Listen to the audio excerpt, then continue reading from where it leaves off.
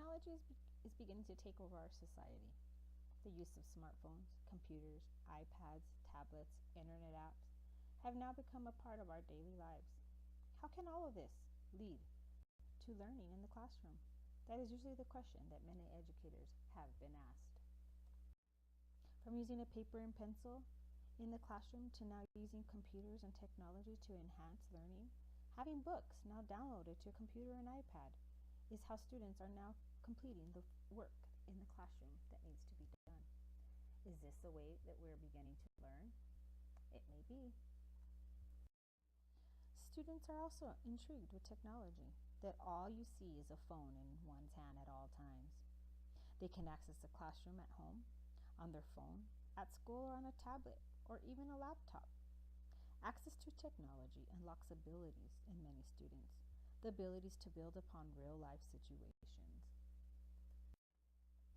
Dewey understood 70 years ago that to be effective teachers need to change their perspective as well as their practices. Effective teaching is a complex process. It requires abilities and skills to stimulate and perform a wide range of interactive, interrelated tasks to promote, mediate, and access student learning. Students will become engaged when they are using what they love, and technology is what students love. In the classroom, technology gives students a different way of communicating. Personalizing learning can now be differentiated.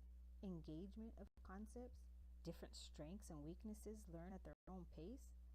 Lifelong learning, making school fun with the embracing of technology. Learning becomes engaging, and when students are engaged, then the learning begins. Teachers were the monopoly of knowledge. That would deliver the technology. Now the teachers are no longer the monopoly of the classroom, because now the students can get knowledge from many sources. So now the role of teachers are being the facilitators. Students have become the producers of their own knowledge. How educators were taught 10, 20 years ago is much different now. The world has changed, and teachers realize that teaching needs to be adaptive in order to gain success in students for the future. Teachers cannot stay stagnant. Now is what the teachers are teaching relating to the students' everyday life. Students can use technology to meet their individual needs. Visual, auto, and KISS-NET learners can all benefit from the use of technology for students who are quick learners. Technology can be insensitive by allowing them to play educational games when all assignments are complete. Teachers will not be replaced by technology, but teachers who do not use technology will be replaced by those who do. Author unknown. This is very similar. Many teachers are afraid of what may be to come, but we all need to realize that it's coming and we need to adapt to it.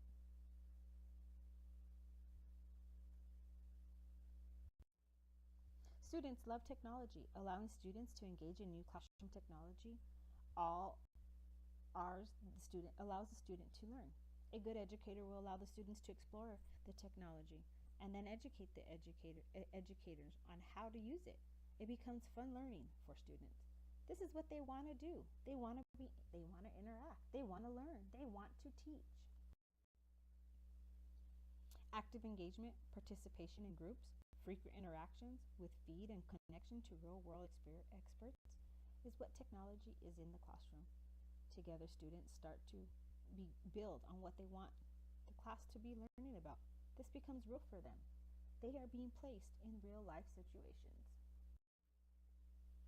Professional development. Using new technology, the students begin to learn another skill. Set jobs in our 21st century are requiring basic computing skills to advanced computing skills. With the technology industry getting bigger, educators need to encourage the ability to know and understand the technology for their future.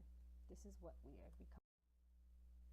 Educators can also benefit from technology by using it when monitoring a test that helps with grading. They're able to provide instant feedback to students. Students can also be allowed to work at their own pace, and educators can differentiate among each student. The student will have low attention spans can now meet through engaging activities.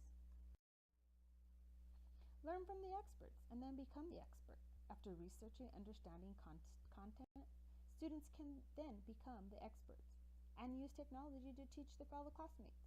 The technology in the classroom allows for not just one teacher, but now many teachers.